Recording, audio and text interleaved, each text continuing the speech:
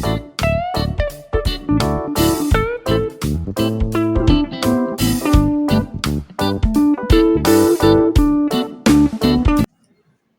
दोस्तों, जय महाराष्ट्र। जागो इंडिया जागो में एक बार फिर आपका हार्दिक स्वागत है। दोस्तों, आज मुझे प्रमोद सरमरकर जी ने एक कमेंट किया और बहुत अच्छा कमेंट किया, जिसकी जानकारी सबको मिलनी चाहिए। और मैं इस विषय में वीडियो बनाने के लिए सोच ही रहा था, लेकिन उनका कमेंट बराबर समय पे आया। और उनका कमेंट्स है, कोई प्रॉपर्टी स्लम डिक्लेयर झोपड़पट्टी कैसे घोषित करते हैं और उसके झोपड़ी धारकों को क्या फायदे होते हैं। हो सके तो इस विषय पर जानकारी का एक विश्लेषण वीडियो करें। तो दोस्तों, इसके पहले भी मैंने एक वीडियो बनाया, स्लम कितने प्रकार के। उसमें जहाँ तक मैंने थोड़ी जानकारी उसमें दी थी कि स्लम क्या होता है और स्लम के प्रकार कितने होते हैं। तो दोस्तों, सबसे पहले मैं आपको बताना चाहूँगा कि स्लम की परिभाषा क्या है। तो दोस्तों, ये जो स्लम का प्रकार है, स्लम एक्ट 1971 में इम्प्लीमेंट हुआ, लेकिन उस समय मोस्टली वो गवर्नमेंट जो प्रॉपर्टियाँ थी उस प्रॉपर्टियों के ऊपर इम्प्लीमेंट किया जा रहा था।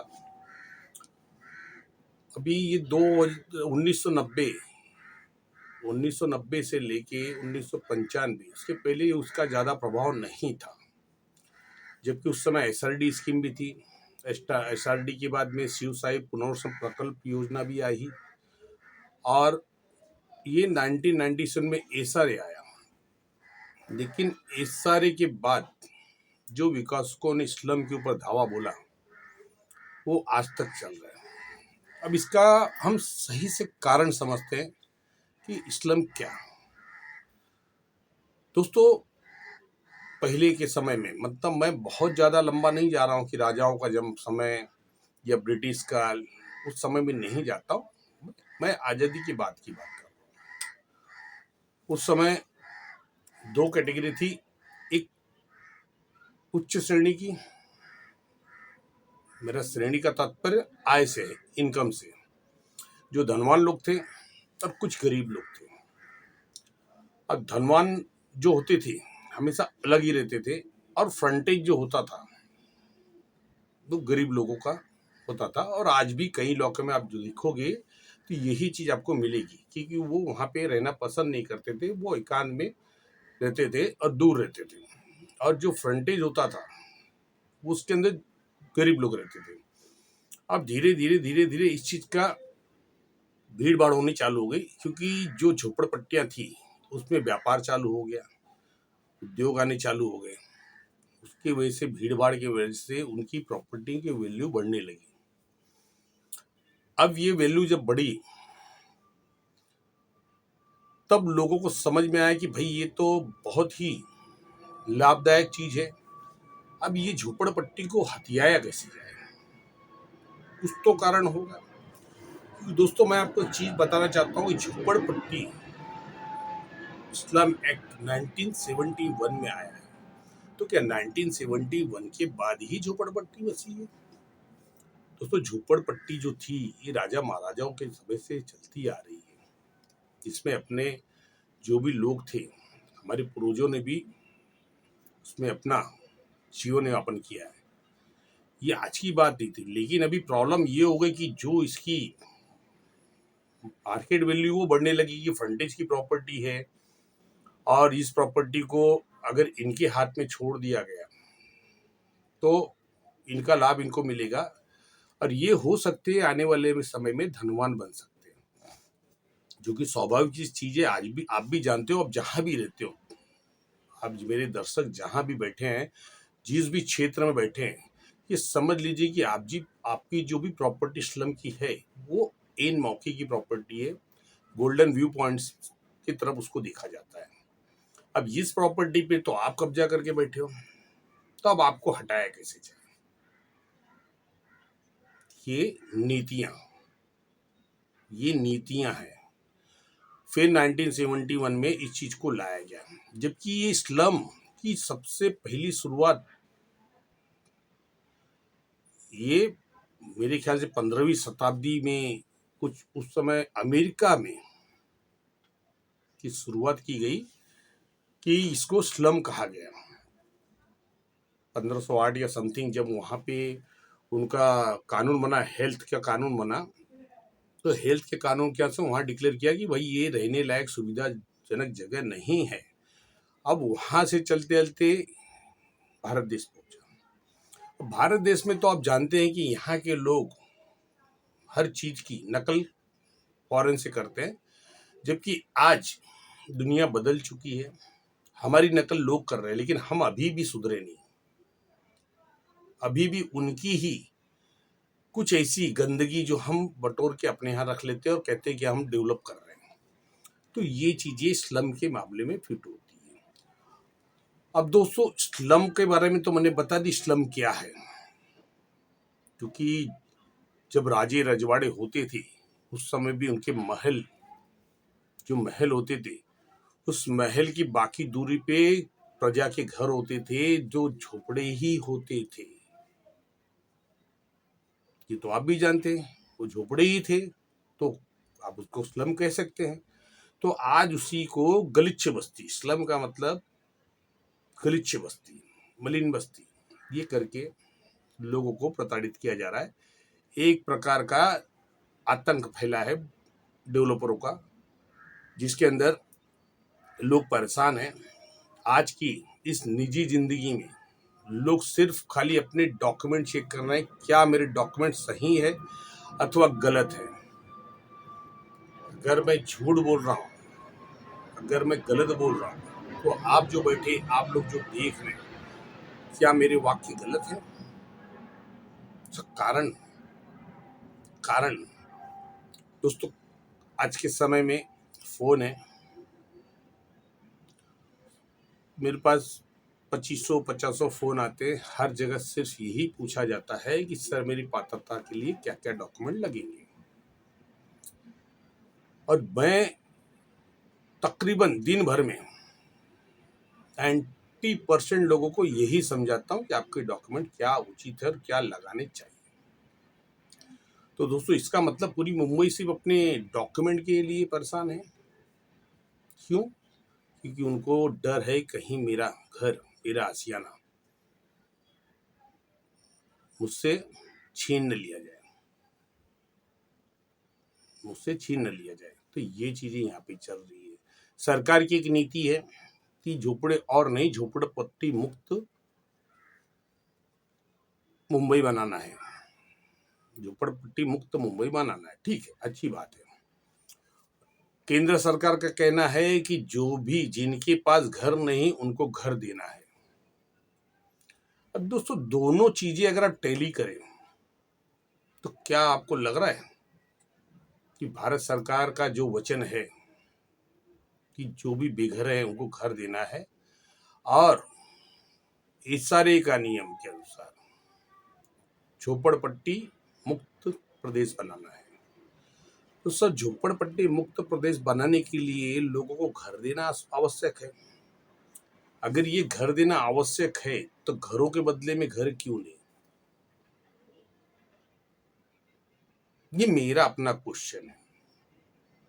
अगर इसी पर किसी को भी आपत्ति है तो आप मुझे इसका जवाब दे सकते हैं, मुझे कोई प्रॉब्लम नहीं। क्योंकि मैं ये सवाल इसलिए कर रहा हूं कि 2011 तक की सशुल्क पात्रता दी सिर्फ निवासियों को, कॉमर्शियल को पहले पात्रता दी गई थी 2023 में, अब सिर्फ निवासियों को पात्रता है। अब 2023 से 2018 से लेकर 2023 तक जो पात्रता कॉमर्शियल की हुई है उसके बारे में सरकार ने कोई भी अध्यादेश अभी तक जारी नहीं किया है कि वो पात्रता कायम रहेगी या नहीं। लोगों में हलचल है, लोगों में हलचल है। एक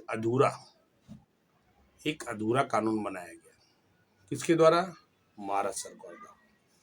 अब दूसरी चीज, ये जो लोग अपात्र हो जाएंगे, मान लो उनके पास कोई घर नहीं है, उनके पास कोई घर नहीं है, तो क्या बेघर नहीं होंगे? अगर वो बेघर हो रहे हैं तो केंद्र सरकार की योजना का क्या?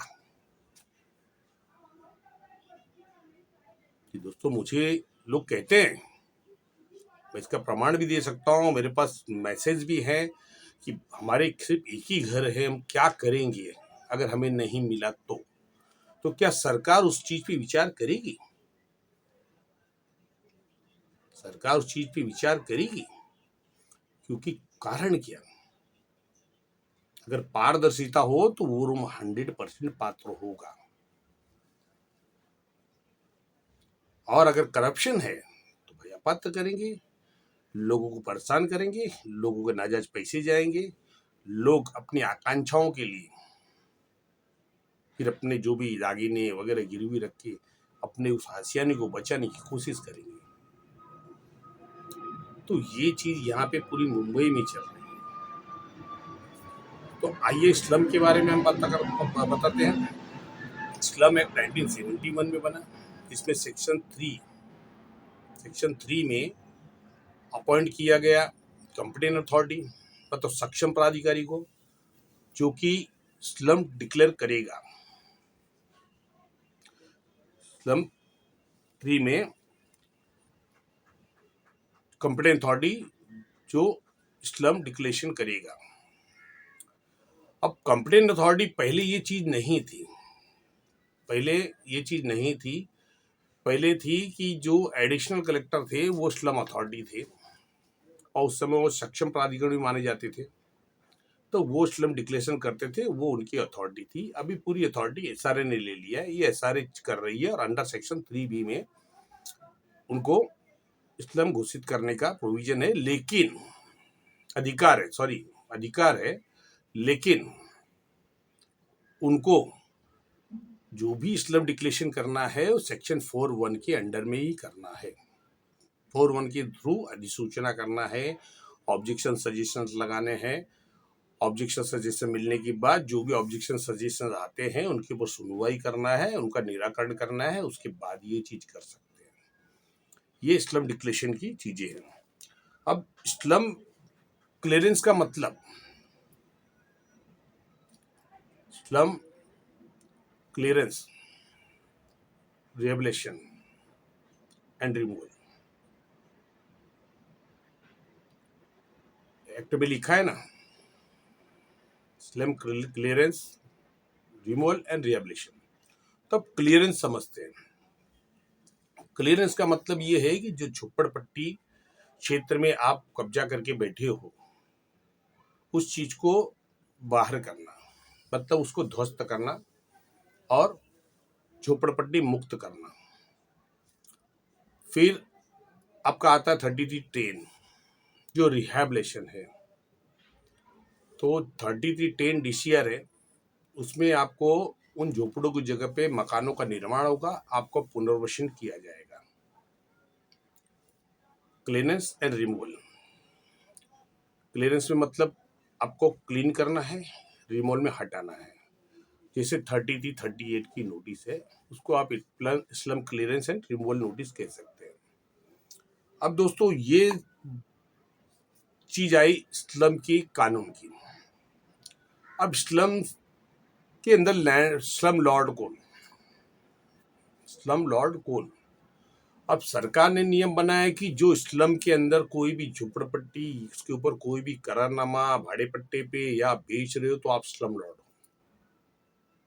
मतलब आपकी प्रॉपर्टी है, आपने समझो ये कमरा आपके ऊपर का कमरा या बगल का कमरा आपने किराए पे दिया, तो आप स्लम लॉर्ड हो। तो ये स्लम लॉर्ड की परिभाषा दिया है कि आप कोई भी अगर करार एग्रीमेंट करते हो और उनसे पैसे लेते हो तो आप स्लम लॉर्ड हो। स्लम लॉर्ड का मतलब होता है माफिया, स्लम माफिया।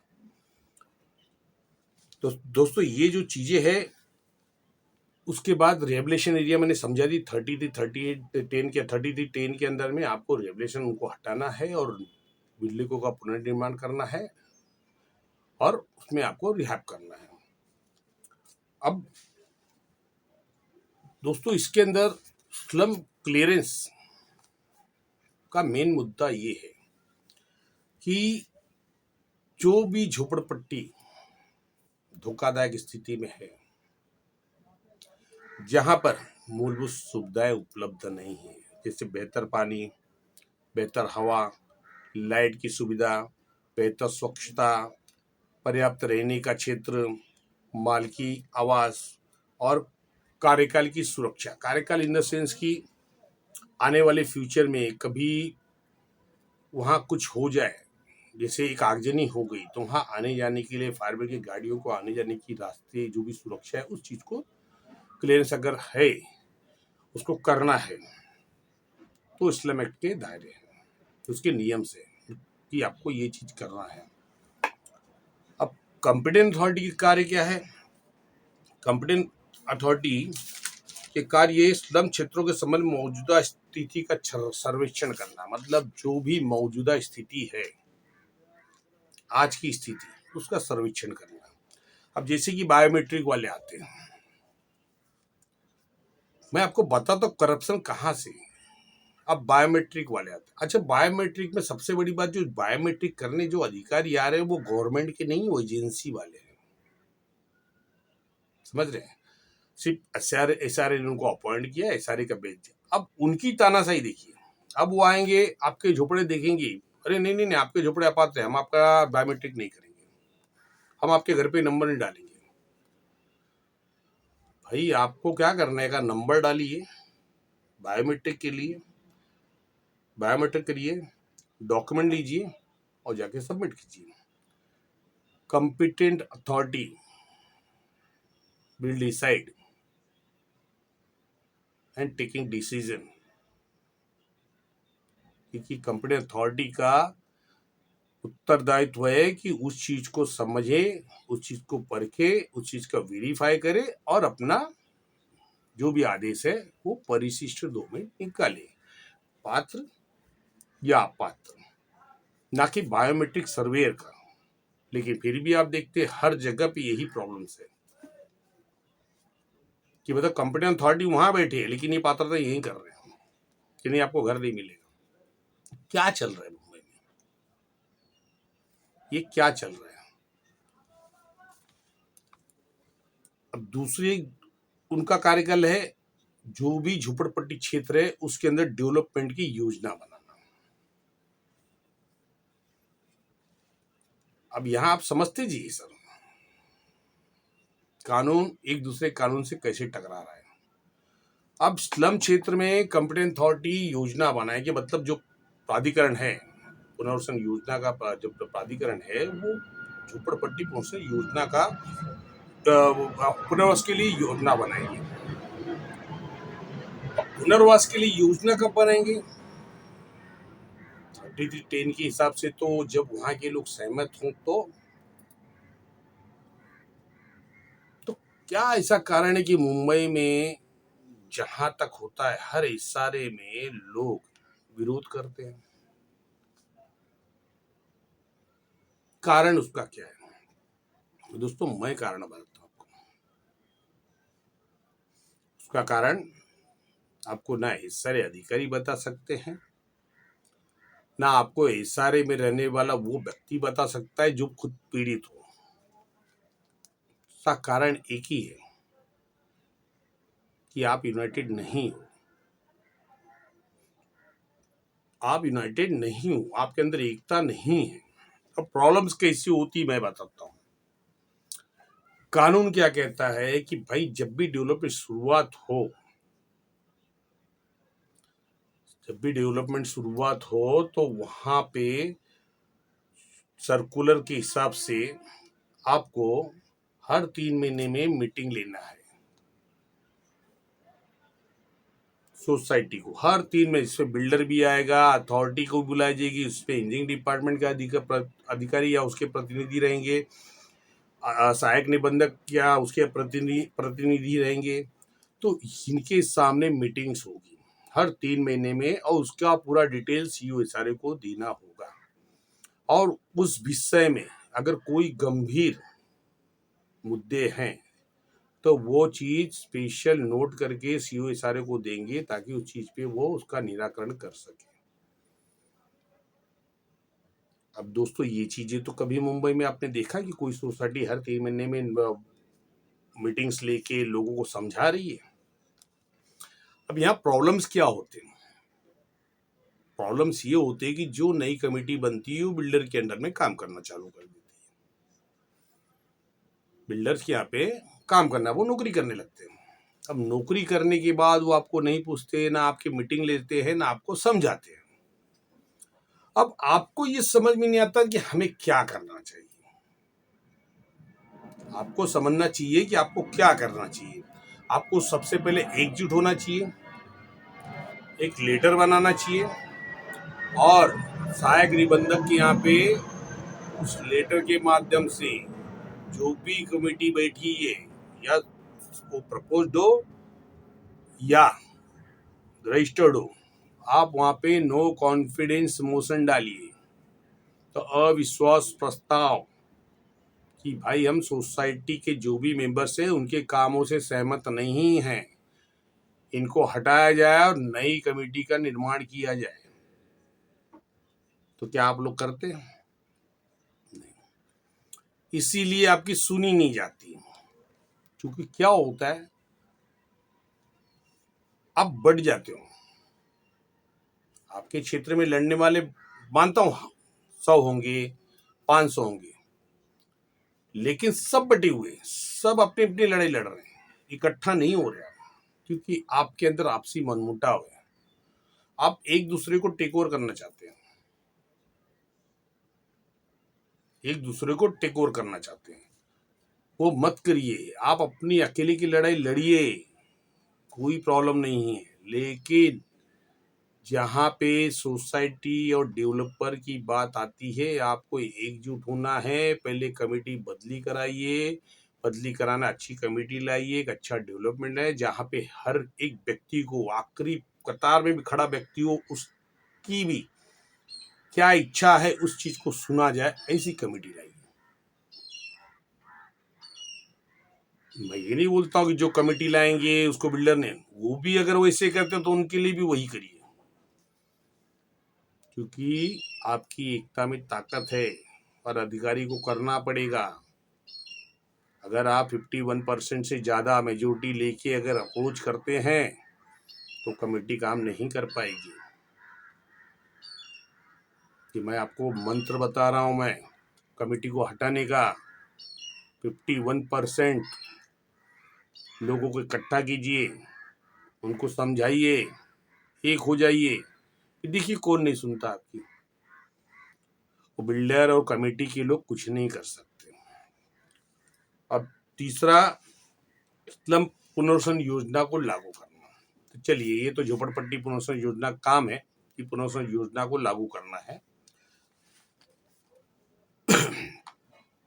अब चौथा है स्लम क्षेत्र के पुनर्वसन उद्देश्यों को प्राप्त करना, मतलब जो भी उनका डेवलपमेंट के लिए जो भी उनकी इरादा है, जो भी उस आपको वो क्लियरेंस करना उनका काम है। अब इसके अंदर स्लम पुनर्वसन योजना के अंदर में इस काम को गति देने के लिए, पारदर्शिता लाने के लिए उनकी कमेटी बनाना। कमेटी किसकी? एसआरए में उनकी समितियां बनाना, उनके जो एक्सपर्ट है उनको वहाँ पे नियुक्ति करना, ये सारे के काम है। तो दोस्तों ये हो गया स्लम और स्लम रिहेबिलिटेशन और स्लम की परिभाषा कि आज स्लम पूरे महाराष्ट्र में क्यों सरकार की आंखों में गड़ रहे हैं। कारण एक, क्योंकि हर स्लम जो इलाका है, जो क्षेत्र है, वो हाई प्रोफाइल क्षेत्र हो चुका है। इसके लिए इस चीज को आपसे छीनने की एक कोशिश, और ये 100 छीन भी लेंगे, कोई बात नहीं, उसको छीन भी लेंगे। मैं ये नहीं करता हूँ मत छीनिए, लेकिन कम से कम डेवलपमेंट एक अच्छी तरह से होना चाहिए जहाँ पे लोग परेशान ना हो। जब 2002 में जीआर निकला था परिशिष्ट 2 बनाने के लिए, तो उसमें लिखा था कि झोपड़पट्टियों झोपड़ी धारकों को कोई भी तकलीफ नहीं होनी चाहिए। अगर किसी की पुरावे नहीं भी है तो कंप्लेंट अथॉरिटी वहां पे भेजिए अपने अधिकारी, उनसे पुरावे कलेक्ट करिए, क्योंकि ये आपका काम है। झोपड़पट्टी धारकों को कोई भी तकलीफ नहीं होनी चाहिए। लेकिन आज क्या हो रहा है, आप भागिए, अधिकारी नहीं आएंगे। तो ये फर्क पड़ता है। और दोस्तों, इसके अंदर सबसे बड़ा प्रॉब्लम क्या है, आज पूरे मुंबई में यदि करप्शन देखा जाए तो पहले तो बीएमसी का नाम आता था कि बीएमसी में जो करप्शन है वो तो चल ही रहे, लेकिन आज एसआरए में सबसे बड़ा करप्शन एसआरए का चल रहा है पूरे महाराष्ट्र में। पूरे महाराष्ट्र में मैं जहाँ जाता हूँ देखता हूँ, तकलीफ होती है कि दोस्तों मैंने तकलीफ झेला है। 2010 से आज तक लड़ ही रहा हूँ। क्या मिला? क्या रिहेबिलिटेशन हो चुका है? क्या भाड़े मिले? कुछ नहीं मिला। आज भी लड़ ही रहा हूँ। ठीक है, सरकार को ये पता नहीं चलता, एक प्रोजेक्ट 10-10 साल 15-15 साल अगर कोई व्यक्ति लड़ता है तो कारण क्या है उसका? कारण क्या है?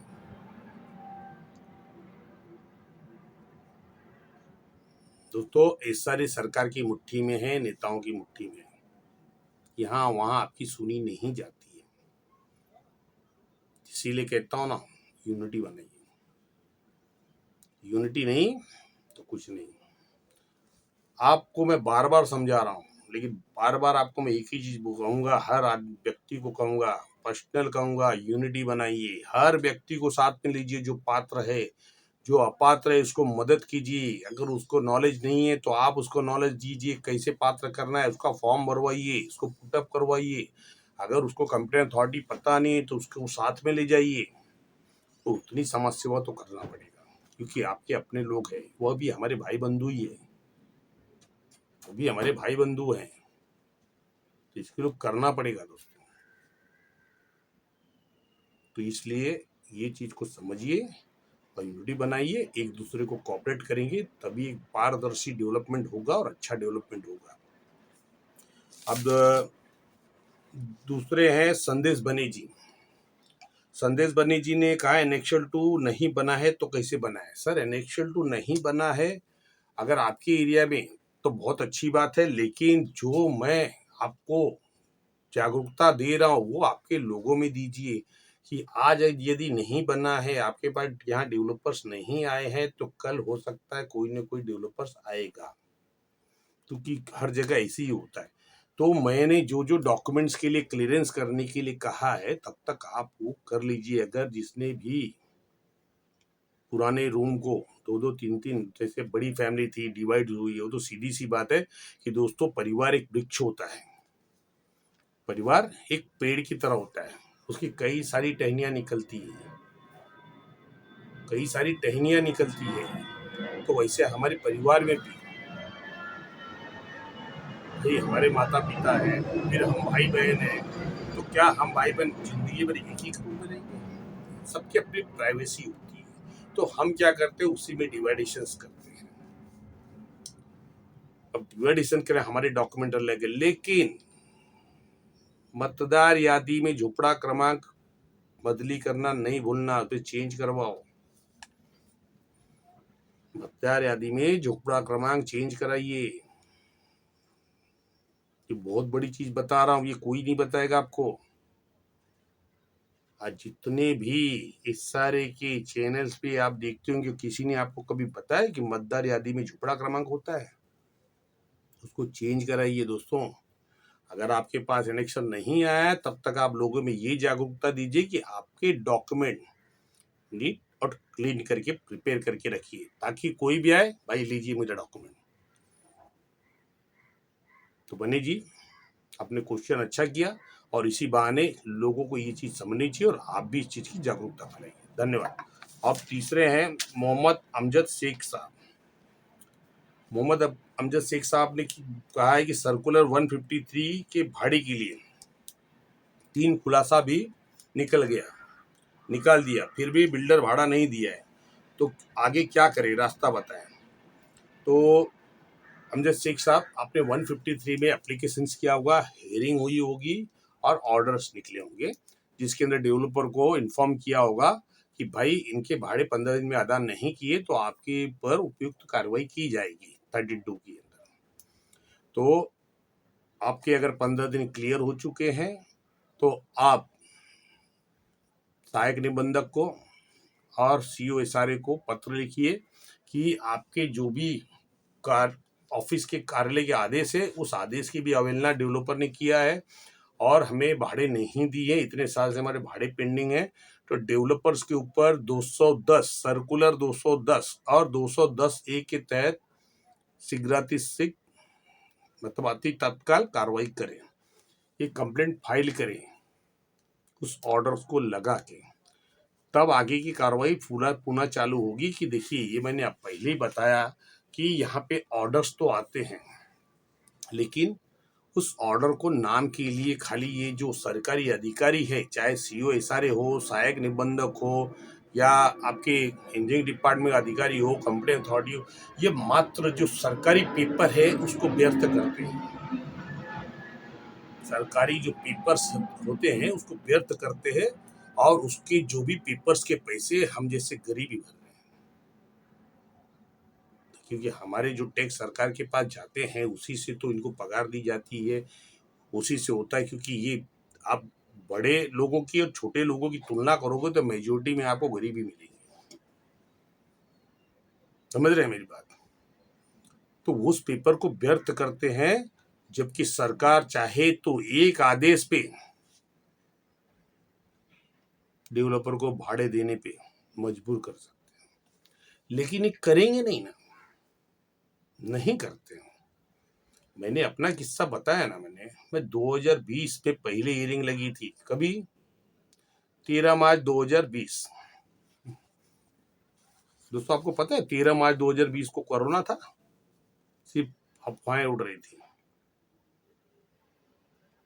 सिर्फ न्यूज चल रहे थे, चाइना में कोरोना आया, यहाँ पे कोरोना आया, वो चल रहा था। 22 मार्च को प्रधानमंत्री ने घोषित किया कि 22 और 23 मार्च 2 दिन लॉकडाउन होगा। तो मैं गलत कह रहा हूं तो बताइए। 22 मार्च को डिक्लेयर हुआ, लेकिन दोस्तों 13 मार्च की हियरिंग यहाँ के अधिकारियों ने कह दिया कि भाई कोरोना आ गया है, हियरिंग पोस्टपोन्ड हो गई। अब वो हियरिंग दोस्तों 2021 में लगी, 2021 में लगी और 2000 उस समय 2020 से लेके आज तक मैं लड़ रहा हूँ, अभी भाड़े नहीं मिले 6 साल के। तो शेख साहब, मैं आपकी क्या बात हो, मैं भी भुक्तभोगी हूँ, मैं भी लड़ी रहा हूँ लोगों के लिए, लोगों के लिए लड़ रहा हूँ, क्योंकि मेरी लड़ाई मेरी अकेले की नहीं है। मेरी अकेले की लड़ाई जब भी होती थी डेवलपर मेरे अकाउंट में पैसे डाल देता था, जो हकीकत बता रहा हूँ, क्योंकि उस समय कोई मेरे साथ लड़ने आता नहीं था, लोग डरते थे। हम 1-2 जन थे, जाते थे, ऑर्डर्स लेते थे, 2 महीने में 3 महीने हमारे अकाउंट में पेमेंट आ जाता था। लेकिन जब टोटल भाड़े बंद कर दिए सबके, तो लोग हमारे पास भाग के आने लगे कि भाई मदद करो। फिर हमने उनकी लड़ाई चालू किया, हमारे भाड़े बंद कर दिए। मतलब लोगों के 6 साल के बाकी भाड़े बाकी, मेरे 3 साल की। इसका अर्थ समझ सकते हैं कि मेरे को एडिशनल 3 साल का दिया था उसने, अब 3 साल के भाड़े बाकी है। लेकिन अगर लोगों की लड़ाई नहीं लड़ता था तो मेरे भाड़े बंद नहीं होते थे, मुझे आज तक का भाड़ा मिला होता। लेकिन मुझे कोई फर्क नहीं पड़ता। मैंने पहले ही कहा है, मैं लोगों से हूँ, लोगों के लिए हूँ, लोगों द्वारा हूँ। मेरी लड़ाई लोगों की है, वो जो सोचे जो करे। आज भी डेवलपर से बहुत मीटिंग होती है, उनके मैनेजर से मीटिंग होती है, डेवलपर के पार्टनर से उनसे मीटिंग्स होती है, लेकिन मेरा मुद्दा एक ही है, लोगों का अधिकार, उनको मिले, आपको जो करना करें। 300 का घर दे। तो दोस्तों वीडियो लंबी हो रही है और आज स्लम के बारे में मैंने बताया, और मेरी पिछली जो वीडियो उसमें मैंने बता दी स्लम कितने प्रकार के होते हैं। एक्चुअली स्लम 3 प्रकार के होते हैं, एक डिक्लेयर्ड स्लम होते हैं, एक नोटिफाइड स्लम्स होते हैं और एक सेंसस स्लम होते हैं। और मैंने वो वीडियो में बताया हूँ, वीडियो डिस्क्रिप्शन लिंक में है, स्लम कितने प्रकार के होते हैं।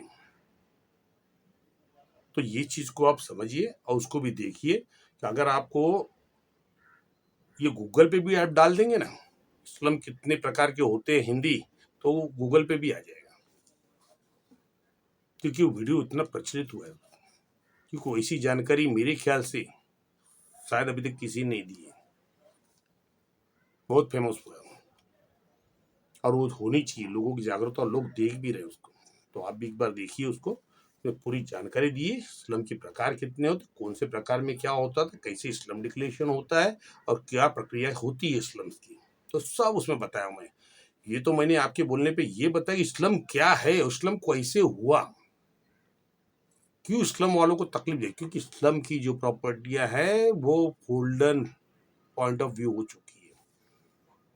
एक हीरा समझते हैं ना, हीरा, वो हीरा बन गया हीरा। तो अब सबकी नजर उसी पे है कि इनको हटाओ।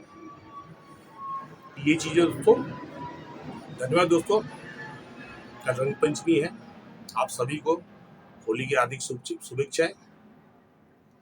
हैप्पी होली। धन्यवाद। जय महाराष्ट्र।